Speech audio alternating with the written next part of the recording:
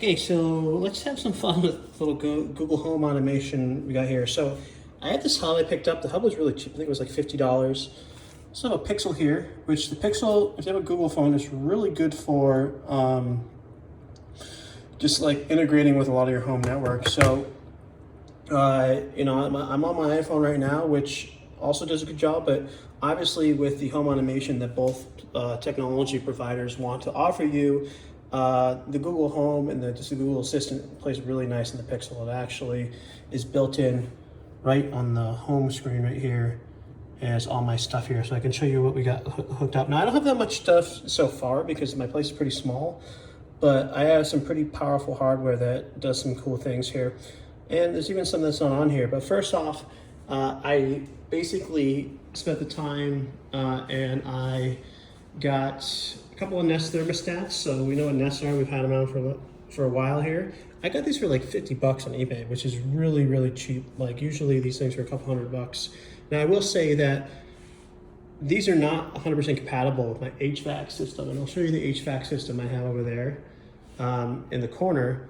But to be honest, these don't really play nice. They either only heat or only cool, and you'll notice that I have an Eco right now, and it's our 73 in this place. That's just because this building is so efficient. I have these small little windows that really are the only source of air that I actually use a fan with the window open at night in the summer weather because it just gets too stuffy here. But the Nest thermostats are pretty cool because I can just say, hey Google, turn on the heat in the bedroom. Sure, changing the bedroom to heat. There you go. So it knows because it's also a Google device to heat that up. Now obviously I don't want to do that, so I'll bring it down there. I will say Nest thermostats, because they are learning thermostats, they're kind of quirky. Like I will set this to 65 up, then it will sometimes go back to 75 because it has some like preset value, or I've had it there at some point when I set it up. So I may want to reset this and lower the parameters. So I tend to just keep it in eco mode. So I can say, hey Google, turn all thermostats into eco mode. Okay, changing 2 thermostats to eco. There you go, so it changes it back. And so what's really cool about that is that we come over to my other one, and don't mind the stuff in the hall right there, but it's able to control both these, as I mentioned, because they're all in the home automation in the Google Nest. So I haven't got a couch yet, so that's why you don't see anything right there. And I'm still waiting to get something as this wall. I just have one of my media servers where I can run a lot of media that's connected to this. So this TV, let's talk about the TV for a second. So right here, the TV itself is just a 65-inch LED Samsung Smart TV. Now, I was hoping that this TV itself would have works with Google connectivity on it. However, it does not. It does not work. And because of that, I'm not able to talk to it directly and connect it to the home automation. So my solution was, I just went out and I got a Google TV device, right? And I plugged it in, and we all know what those are, Chromecast, they're called. So you can see right there, it's sitting in the back and it dangles and it's plugged in there. And so what that allows me to do essentially is it allows for me to communicate with this TV from the Google Home. So I can say, hey Google Home, play some YouTube on my living room TV. Got it. Playing some from YouTube on living room TV. Now this is already in the Google TV mode, so I think for it to actually work, let me just try turning it off real quick.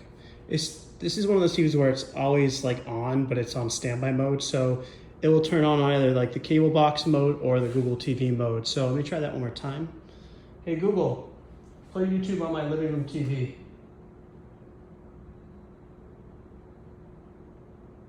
Got it. Launching YouTube on the living room TV. So it's actually trying to do it on 2 devices. So there you go. It launched YouTube now. It also, the TV, you know, I have 2 inputs here, so the TV also did some stuff there. But it didn't actually play the video. It just brought me to there so I can use the remote to do that. So it's not fully figured out in terms of how we can have it play something right away, but it definitely gives me accessibility to what I Play want. recommended YouTube videos. Okay, and then it's going to play something which we don't need to play right now, so we'll go ahead and just turn that off. And so that's another really cool thing that this thing has going on. Now, you'll notice because these are both hearing the commands, that it kind of both listens and they cross-reference each other with the cloud. So it's probably good to have this in my pocket and only focus on this in the house or have this in the other room. The reason why the Pixel is so powerful is because it works really well with the home automation, but also I wanted to create a backup plan for like the data consumption for when my internet goes down, which will lead me to my next object that I'm working with. So I have a couple of Nest cameras, and these are the battery operated ones. And hey Google, show me the living room Nest camera. Got it. Streaming the living room camera. So this one, what I thought it would do is play it on the TV. I don't think I have it set up. Yeah, so for some reason. So what it should do, from what I read, is I should be able to connect it to the Google Chromecast, Google TV here, and I should be able to get surveillance of all the cameras I have in here. So I have two cameras.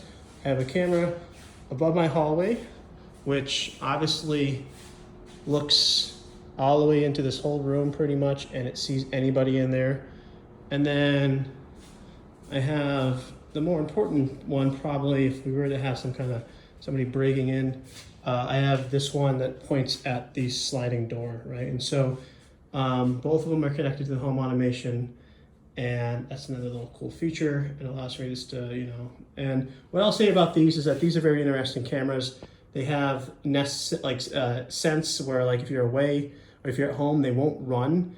Whenever they're recording, you'll see a green light. So even though they have sensors, when I'm at home, they won't actually record anything because I turn them off. I disable them because I'm here. And when I go away, like the GeoSense, it uses the Nest thermostats, my hub, along with my phones, have the app to be able to determine like when it should be on and off. So nice cool features there. It has a lot of facial recognition, a lot of things you can opt into, like sounds, like, and it's up to really your privacy concerns, how much you want these cameras to do for you. I personally have no problem with just giving them all that, and I try to get on the inside development in terms of what they do with these.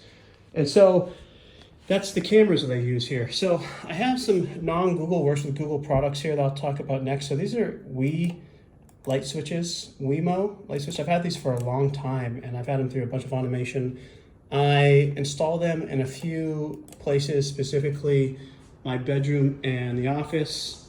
I didn't show you guys, this is my new 3D printer workstation here. So I just have a couple monitors along with another computer here that strictly is meant for modeling, and I don't have a big 3D printer, so it's mostly prototyping really small drone stuff.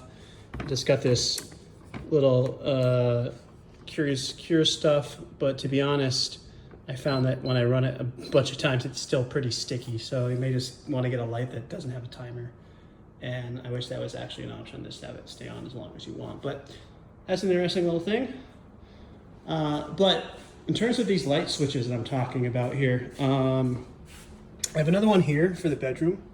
And one thing you should note about the home automation with light switches is that you can't use a three-way switch for these, because essentially it always has to be powered on for this, which makes sense.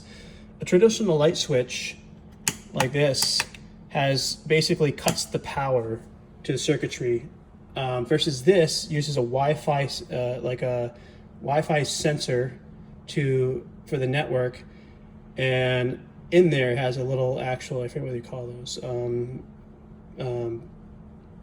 what's the name of them? But essentially it just physically moves a solenoid, I think is what you call them, right? And so it'll physically turn it from on to off, but it's always being powered up. And so if you have a three-way switch and you turn it off on the other side, this loses power, loses connectivity, and it doesn't really work. So from here, I can say, hey, Google, turn off the bedroom light. All right, as you see, turns off the bedroom light, and I can say, hey, Google, turn turn off the office light. Okay. There you go. Turn off studio. Now, I can't connect these because these are not on switches. However, I have a solution if I spend some money eventually on how to get all the lights working with the Google home automation. I'll share with you in a second. So, hey Google, turn on the desk lamp. Okay, so that you saw was a different kind of switch that's available. So back there I have a little Wemo switch. So it's the same brand as the light switches, however that uses an outlet. And obviously this being a manual, having a manual plug, it has the capabilities of just running the circuitry to that. So it uses like a solenoid kind of on-off contraption to make sure it brings power in as it needs be. And lastly, I'll come back in here and talk about the lights a different way. So obviously I can just switch these on manual too. I don't have to give it commands. But on my desk here, I have a Hue system, which unfortunately the old Hue system does not work with this. I have to get a new hub. So I don't know where it actually is. It's somewhere, but essentially I have to upgrade. I have to spend 50 bucks. And so this system, what's interesting about this system is that this system still works with the Hue lights internally, as in terms of the closed network, so I can change the colors around. And I have this cool app here called Disco, which like bumps to music and it like listens to the audio, and so you can have like a cool little dance party thing going on. But unfortunately my Hue lights, which I could use to replace all these LEDs, could be replaced and also be something that can be utilized. However, you know, it's like an investment itself that's probably like another $500-600 bucks. So it may just be worth buying a cheaper light or something that can do other things that are manageable. So my Hue system, although it is, I can use it remotely in my office space, it does not connect to the Google Home as of yet. And I guess lastly, well, things that I want to do, which are in the works, is these lamps have these are electronic lamps. I showed you guys these earlier, and they have preset values. However, these can also all be connected to a home automation. I just had to buy a special hub that basically acts as a mediator. And I'm not sure why it's not focusing. But yeah, I have those in all the windows, and I custom ordered those to fit, and so far they're all working. I will say this motor is always being disconnected, and I have to actually, I've been trying to get it replaced, and it's just something weird with the connectivity on it. So let's go into my closet real quick, and I will show you the last cool thing that I'm working with in terms of my automation here. So this is essentially a box for a modern Leviton media box, I think they call it. That's meant for more like a lot of this automation stuff. So I had some trouble, not some trouble, but I was a little bit confused about when I was setting up my ceiling speakers of how I run them and how I was going to power them. And so, and there's also an Ethernet adapter in there I'll talk about in a second there. But essentially, if I just come back out here real quick and talk about the ceiling speakers.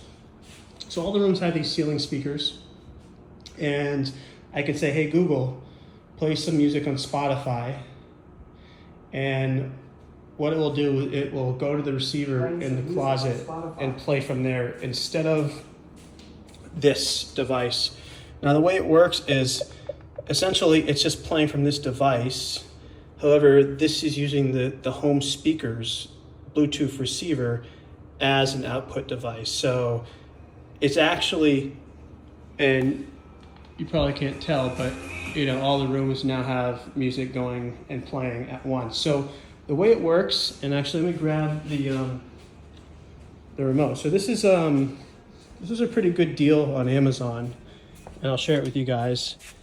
I set it up, but essentially set this little tiny amp in here, and this is meant for, you know, very compact areas, and it's got Wi-Fi, it's got Bluetooth, it's got internet, it's got coaxial, and I did some, you know, I tried to do some really clean input. There's only 2 channels, so I doubled up 2 channels, which you lose half the ampage when you do that. However, you know, these aren't meant to bump. These are just meant to kind of fill the house with, like, you know, music when you cook or just hang out or relax and stuff. Like, I have a different stereo in my studio for like actual music. So what was interesting about this was in a lot of closets, you can't see it, but if I come back here, there's a little box up there. And so most newer buildings, that's where you're going to see a lot of the ceiling speaker inputs. And I actually decided to run it all the way down and bring them into here because I was going to have an in-wall amp instead of an external one there. So the same kind of spiel, and that connects to all the speakers. So right here, there's also Ethernet. And so what you also can do is basically you can plug into the Ethernet into the office where it comes in from the coaxial, and you can run the actual Ethernet cables or the Cat6 or Cat5 cords to basically all run them through here so that everybody can plug in directly into the wall, whatever room you're in, and you don't have to have wires on the outside, and you don't have to have Wi-Fi. So you can basically, if I were to come back out to my living room, it would give me access to this plug here, and I think this is already connected, but these aren't. And so the purpose of that switch is it basically allows me to plug everything Ethernet, fastest connection without going over Wi-Fi, so I can essentially get a really nice media server going on here with like Plex, and I can come over here. Still haven't finished sanding down that side there, but what do you guys think of the top of my bar? I redid it to match the ground. I think it looks pretty good. Stained it. And I don't think there's one over there, but there's a couple in the bedroom. So that is pretty much the stereo part of this. And what I was going to show you with this remote is just that you obviously have all these features, but there's also an app on my phone that you can use for that. So I don't really touch this remote. I usually keep it to a setting.